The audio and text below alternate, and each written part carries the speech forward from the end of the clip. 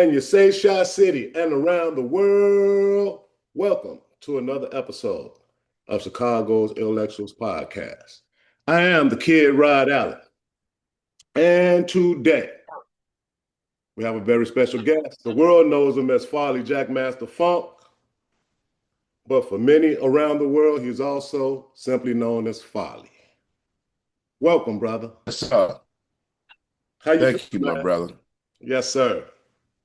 Man, Listen, I'm feeling good, man. Glad to be on here with you. hey, man, I appreciate it. Listen, let's jump right into this, man. Let's talk a little bit about your background. Like, what neighborhood were you raised in? What schools did you go to? Auburn Gresham. I went to Calumet High School. I went to Oglesby Grammar School. The middle school was Stagg. Hmm. Um, man, stay right within the community. Each time I went to a different school. Southside, legendary Southsider. Okay. Hey, Farley, what are your values, brother? Values. Yes. Love Christ Jesus. Hmm. I got saved when I was 33 years old, so I was pretty much that man of being a worldly man until, I met Christ, and some things that he straightened out in me, and some things I had to learn about over the years, and some things that I had to gravitate back to that he gave back to me once I showed him that, I trust in him. And from that, everything stems from him. Um, I was able to raise both my kids. Their mother was a trip. Like, can I be real on the show? Mm. And so I got custody of both my kids. We're able to raise both my kids, and they're doing well. And one's 28, my son, and my daughter's 35. So, and my wife, been married to her for 21 years, going on 22 years. So yeah, just balanced life, bro. Hey, salute to you for that, brother. Salute you for that. Where'd you get your mindset? Who are some of your early influences? Well, my father, well, being come from a great family with mother and father, a lot of stuff, in a family's life. I was blessed to have a father who really took care of the family, and I got my values from watching him take care of my mom, Mm. and uh, and I wanted to repeat that. Yeah, Um, but it's only one daddy, yeah. and so I've been married 3 times. So yeah, so big difference. So, and it's a choice in women that I chose, being young and also being a global entertainer. It was not easy to carry a relationship when you travel as much as I've traveled the world 4 times, and quite difficult to do. But in saying that it was difficult, I guess it wasn't that difficult because I was able to raise both my kids. So it was a lot I gave up, and it was a lot that God did for me to be able to be there for my kids at the same time. Yeah, yeah. With the advancement of technology, man, there's a lot of information out there that may or may not be true. But Hmm. I'm hearing some news that I'm hoping is true. I'm hearing that your daughter is into music now. Yes, she is. Ah, She's been into it.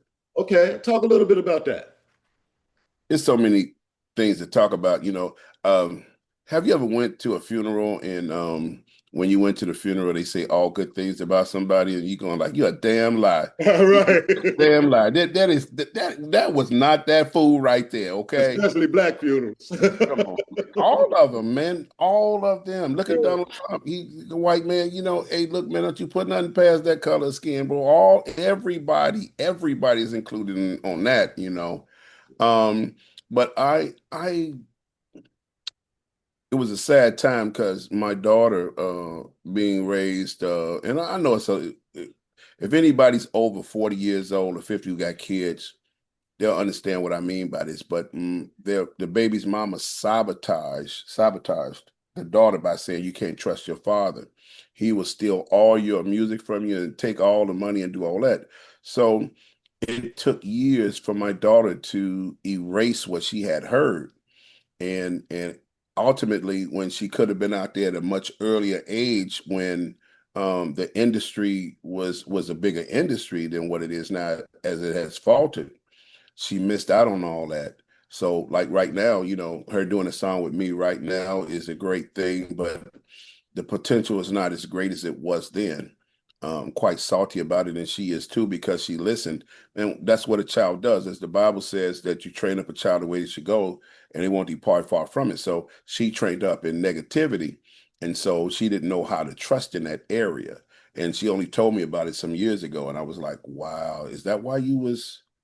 I put that girl in the studio from the time she was young with some of the greatest producers, and all she wanted was a pizza while she was in the studio. She didn't want to sing, and I couldn't figure out why the girl don't want to sing, right? And now that she's older and she's free and she's grown, she's like, "Hey, listen, Dad, I always wanted to sing." And I'm like, "Okay." So it's kind of a story of redemption all the way around, and in so many ways. Yeah, I had a very similar incident with one of my children, with my youngest son's mother. But we gonna move on, man. Because you're gonna need a Talk drink if we about get started there. And I mean a strong one too. Yeah, you get yeah, started. yeah. Let's talk about house music. Yes, sir. I'm 13 years old. Hmm. I'm telling my mom I'm spending the night over my friend's house, Uh-oh. and we down at the playground. Y'all snuck out. We go up the stairs. Mm. There's Big Donzel at the door, Yes, sir. and we got at the time Farley, Funk, and Keith on the table, Yes, sir. poised. Mm. First DJ I ever seen that scratched so effortlessly and Mm. throw that next cut in, man, so tight. It was just ridiculous. You would have like maybe 50 people just standing there watching. I'm Wow. talking. I know I'm talking to a fellow DJ now, because only you would know. But you just said only a DJ would know the terminology and what all that was. That's amazing. Yes. Yeah, man. So, hey, man, you brought joy to the lives of so many, doubling as the house DJ for the playground, and you are also a member of the Hot Mix Five. Can you Yes, talk sir. a little bit about that? Oh, that was amazing days, man. To be the only black in the Hot Mix Five too, and most people think of the Hot Mix Five was all black to begin with until we actually went out and did some events, Mm. and then they got a chance to put a eye on Scott Smoking Seals and Kenny Jam and Jason, Mickey Mixon Oliver and Scott and Rafi Rosario, which you had to know that he was Latino because of his name, but other names could have still been black names. So when we went out, man, we were the Beatles of dance music before house music arrived, and there was nowhere safe for us to go. I mean, we were running from girls everywhere we went. It was just too many, couldn't handle them all. It was them days, and in the days of creation, when you're doing something new, it's just one of them things that if people gravitate to it, it's an amazing thing because nobody knows if it's going to go right or left. Mm. You know, Father, you were one of the first DJs that I saw actually bring an artist to the playground. Mm, You brought an absolutely. artist to the play. I think it was a group that made "Don't Make Me Wait." Now, Peach boy. Look at you, boy. you Look remember at that? you. Are a historian, aren't you? I tell you, wow. Yes, sir. Yeah. Uh-huh. Yeah, man. Listen, I want to name a few clubs and tell us what you think about these clubs. Let's start with the Warehouse. Which one? One or two? One. Okay. Well, I'm as a DJ, and sometimes it's kind of I have to look at it in two ways because I was a DJ that really worked hard on perfection. Yeah. And so it made it difficult for me to go listen to other DJs because I would be going like, oh, this dude here, man, come on, man, how are y'all dancing? And so I would always I get myself into trouble because I just couldn't listen to so many other people. I couldn't enjoy myself if I didn't really feel like the DJ had put time in and or they had the skill level. Mhm. So me and Frankie Knuckles met years ago, and we were characters towards each other. Wasn't the best of friends because by me being like a battle DJ, my mind never got out of the scope of being a battle DJ. So I talk shit all the damn time. Yeah. And I would tell people, you ain't shit. That's why I needed Jesus so I could stop walking up to people, starting stuff. But I learned to respect that everybody had a gift and their gift was just different. It didn't have to meet my standards. Who am I to say that his gift had to meet my standards? It's him and on to the audience that he plays for. And if they enjoyed it, that's what it was supposed to be. But it took me to get older and and don't be so feisty as a young man. So, but a lot of the music Frankie played in those days were some edgy songs that you typically might not hear at like Walk the Night. I got Walk the Night from Frankie Knuckles. Um, and when I got Walk the Night, then I did different things. Then he would just play the record, but me being a cut DJ and everything, I wanted to do the edits right in front of you. I didn't want nobody to ever say, man, he's using a tape, he pausing or he cut tape. I said, let me show you that I can actually do this right live before you. No, I witnessed that shit.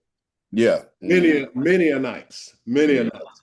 Mm-hmm. What about the Godfather? Mm-hmm. Club The Godfather. Which one? The The club Godfather. on 87? Yes. Well, it was more of a lounge than anything. Mhm. Herb Kent, mentor, he used to DJ there, and he didn't, Herb couldn't mix, but he would play, the best music. Like a lot of the songs, like Rock Lobster and stuff like that. Herb was playing that on the radio before we got on the radio on WBMX. Mhm. He had his own show, and Herb was phenomenal in introducing new music as a radio DJ to be able to play a single song, and then you would hear it and go like, man, let me go to the record store and go get that song. He was really advanced with that, and so the Godfather was just some place where we just, I don't drink alcohol or smoke, so I just go up there and go kick it with some of the people. And, I wasn't there no more than 10 minutes because it's more of a bar. Okay. I got one last club. Mm-hmm. The Music Box. Mm-hmm. I enjoyed the Music Box. It's just hilarious. Okay, I'm gonna give it to you. So Ron Hardy first came to the playground. I'm a Hot Mix 5 member, and I held a playground down every Friday and Saturday. So the bosses got mad at me because I was always somewhere doing a Hot Mix 5 gig, and I had to get somebody to open up for me. So that's how Steve Silk Hurley got on, because I said, man, I need you to open up for me because I'm going to be, with the Hot Mix 5, and we all across the city and the state. So Hurley was there opening up, and then I got Hurley in the Hot Mix 5. So then Ron Hardy came down one Saturday and he said, baby, so you Farley, huh? And I said, yeah, I'm Farley. He said, honey, let me tell you something. I work for Prelude Records. I said, oh, you work for Prelude Records? Man, don't say that to me, dude. You say you work for Prelude Records. Man, I'm dropping everything to listen to him, right? He goes like, yeah, so I heard about these mixes you be doing. You don't really be doing this stuff, do you? It was 4 o'clock on a Saturday, man. I cranked up the system. Said, let me show you, man. He going like, so back then I Specialized in Love was out, and the favorite part was let me work on you. So he go like, so are those tape edits? I said, no, bro, check it out. So I did it in front of him. He go like, oh, honey, you are just, oh, I don't believe this, right? And so I turned around and I said, oh, so you don't know much about, I didn't even know who Ron Hardy was. Like, he's playing this game, right? Yeah. So I'm going like, okay, man, well, I'm gonna give you some music, right? I'm giving Ron Hardy some music, right? This is hilarious. So he wanted some of the stuff I had in the acetate that Mickey Oliver had did on Billie Jean. So I gave him all this stuff. So then I came back that same night, and he was DJing. I'm going like, hey, who's that up there DJ? They said Ron Hardy. I said, who is Ron Hardy? So I went up in the booth. It was the guy who lied and told me it was from Prelude Records. So I'm going like, come on, man, for real? And that was the first time I had ever heard Jungle DJ.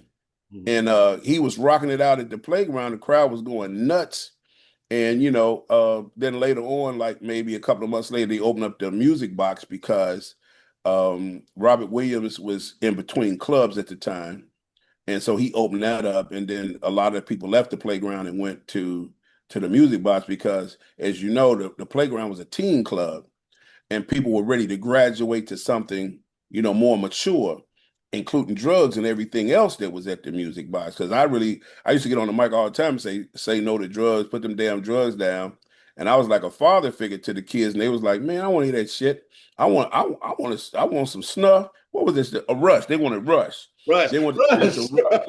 They wanted to do all this stuff, and they would get behind the pictures and do that. They didn't fell the fuck out and everything else. It's like, man. So then they went down there with Ron Hardy, and it was like, you could do whatever you want to do when you go in that building. So and then I wasn't at the playground. I was on the road with the Hot Mix Five, so that's why I couldn't.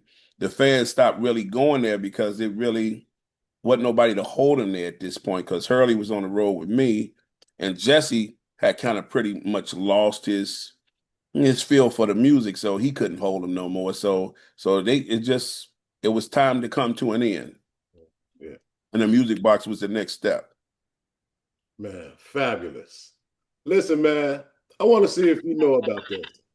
So I was working in Detroit for about 5 years over in at the Wayne County Juvenile Court, and a couple of my colleagues told me that they would drive from Detroit past Kalamazoo, between Kalamazoo and Michigan City, until WBMX came in, Hmm. pull over in the parking lot, smoke some weed, and wait on the Hot Mix 5 to come on. Did you know about that, Yes, sir. man? So And much so yeah, that Derek Mayday uh, used to drive all the way down to come see me and ask me if I would play his music, The Strings of Life. What's that other one? Model 500. He would drive all the way down and come see me and say, "Man, would you play my music on the radio?" And he was the one who told me the stories about them coming down and going to all the clubs trying to keep up the music. Detroit had its own music, the Tripped Out Party. They had their own mix show in Detroit, and to show you how big Chicago was for them, they paralleled us, pretty much so musically as well. Him and Juan Atkins and Kevin Saunderson, but to them, they didn't make it unless they came to Chicago and got their music on the radio in Chicago. man, that was a cold story. And later years, I heard some people that went to Western Michigan University say the same thing, man. I used to go to Western all the time. Yeah, Yeah, yeah. Did you used to have a Corvette back in the day? yeah, I had a couple of them. Purple one, name on the side of it, and I had a rust colored one with the name on the side of it. Talk a little bit about your time in England. You spent some time in England, correct?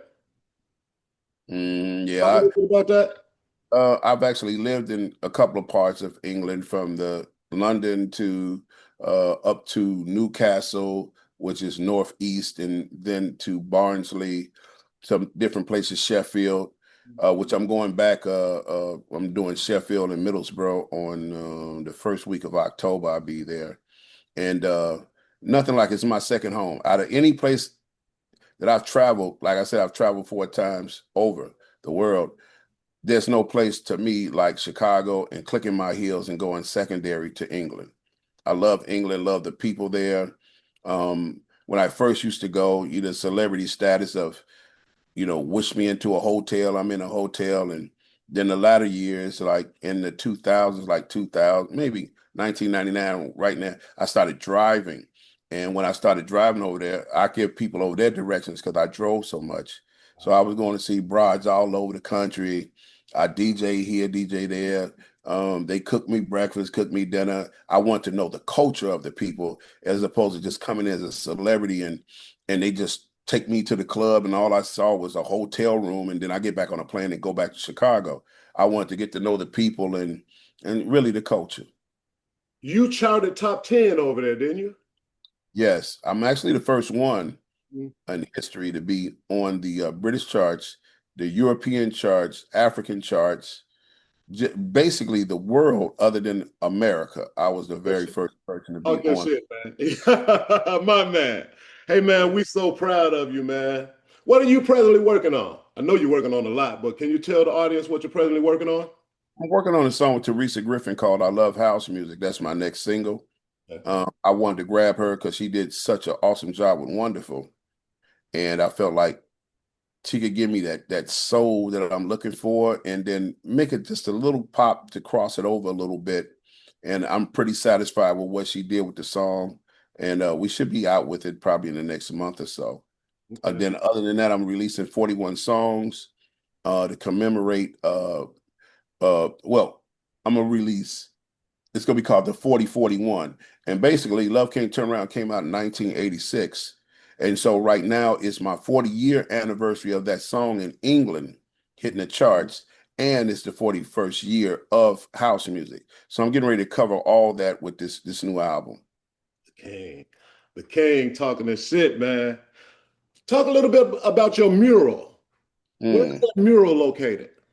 It was on my store. The city paid for that and they put it on my store, but I closed my store and got rid of brick and mortar and opened up my house music truck because I wanted to be able to take it to the people. Yeah. I trademarked it so that it would be the only one of its kind with that title.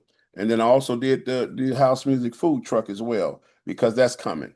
And Mm. then to name a couple of more things, I'm the one that's going to be opening up the House Music Museum and Hall of Fame in Chicago.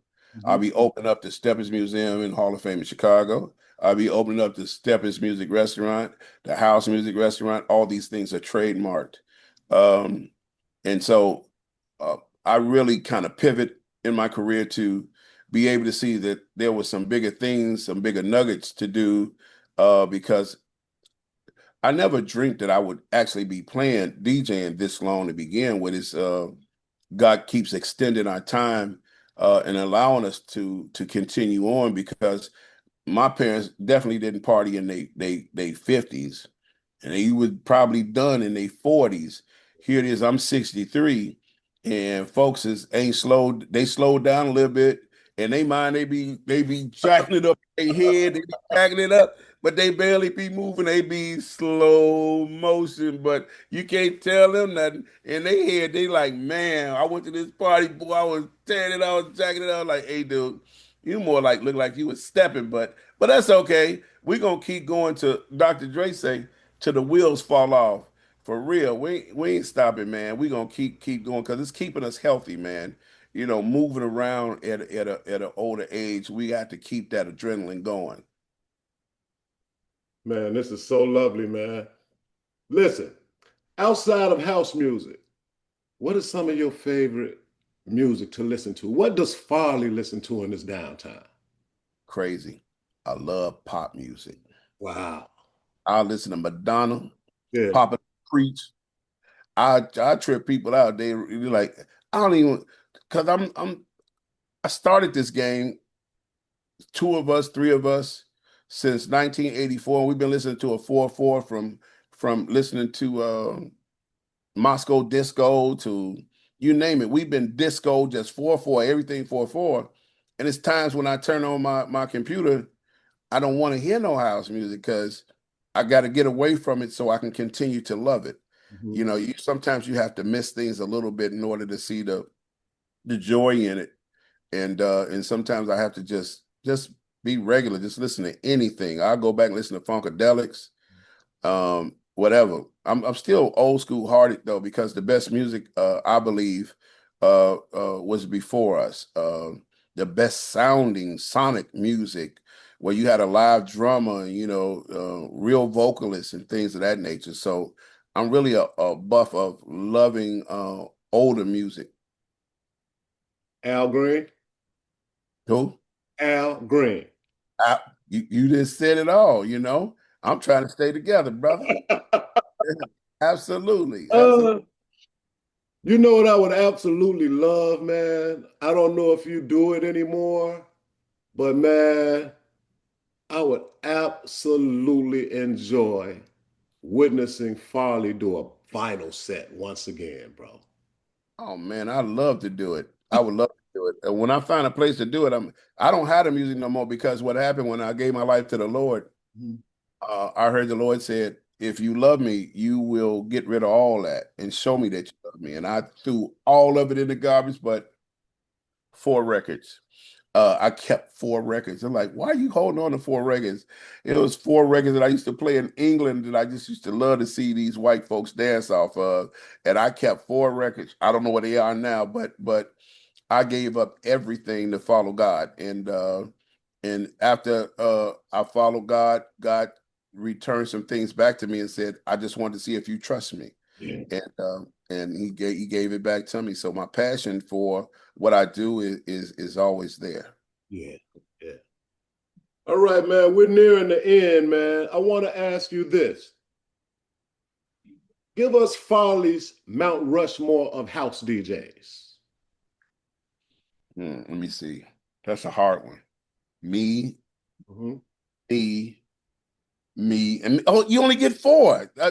How can I split myself up into four places? I'm This trying to just guy's hilarious. damn. Farley. That's it. Farley. Oh, that's all. Man, what are you talking about? I mean, Honor that. We got to honor that, brother. We got to honor that. so I would say, really. Oh wow. Because it's all about skill set to me. Mhm. So I would have to say, of course, me. I said that enough already. Uh, number three, I would put Hurley at number three. Okay. Number four, and it's a guy that passed away. Oh wow, his name is Derek Gray. Derek Gray. I must be too young to remember. I don't remember Derek Gray. He wasn't on the radio or nothing, but he was just so crazy. Everybody always wanted to see if we could get together and do a battle because they was like, Farley, you can't touch Derek Gray. You can't. His boys would always, like I said, we talk shit all the time. Yeah. So it was almost like standing on the corner signifying and shit. It's like, hey, boy, Derek, he'll fuck you up, Farley. I was like, come on.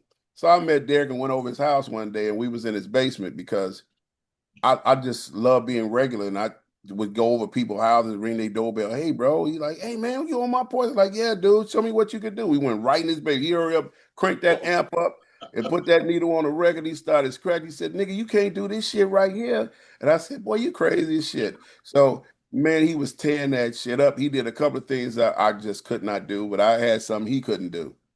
Um, and then I would say that Kenny Jam and Jason, my mentor, I would put him at number two because he understood measures and he taught me measures on how you bring things in with that's 32 beats, that's 8 bars. And I was all discombobulated, mixing stuff, just throwing it in.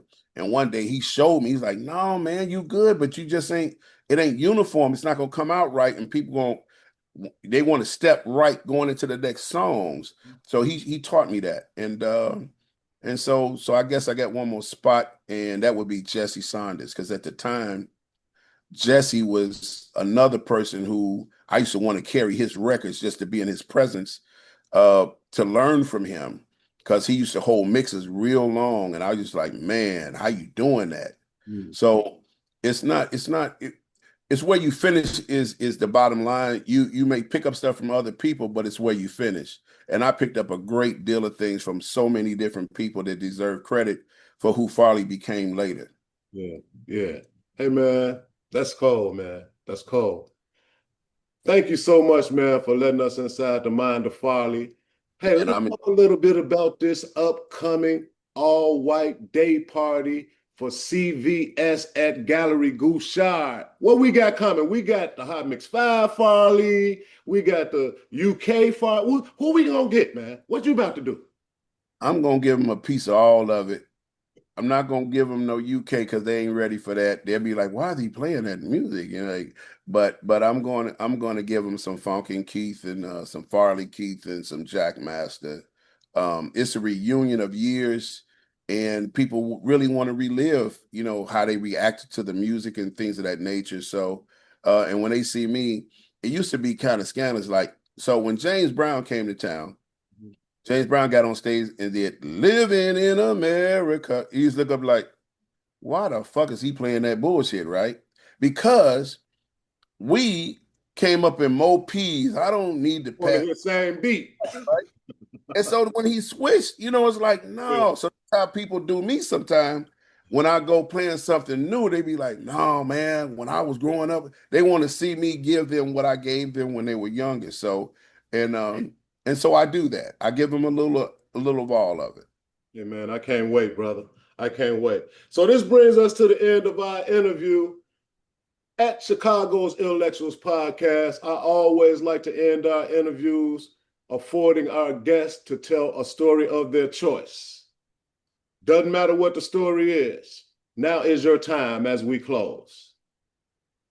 I guess that story is I'm glad to be here with you, brother. Yeah. This is the story, you know. I mean, I don't make it to your listenership, your viewership, unless I'm sitting down talking to you with your intellectual podcast, brother. Yes, It's sir. good to be on here from one brother to another, seeing another brother do great, and let's keep elevating and don't eliminate each other. Yes, yes, yes. Thank you so much for that, man. Humbling Love. experience. Hey, listen, for Farley Jackmaster Funk, I am the Kid Rod Allen. This has been another episode of Chicago's ILLectuals podcast. Until next time, King Allen, King Allen. peace, peace. King Farley.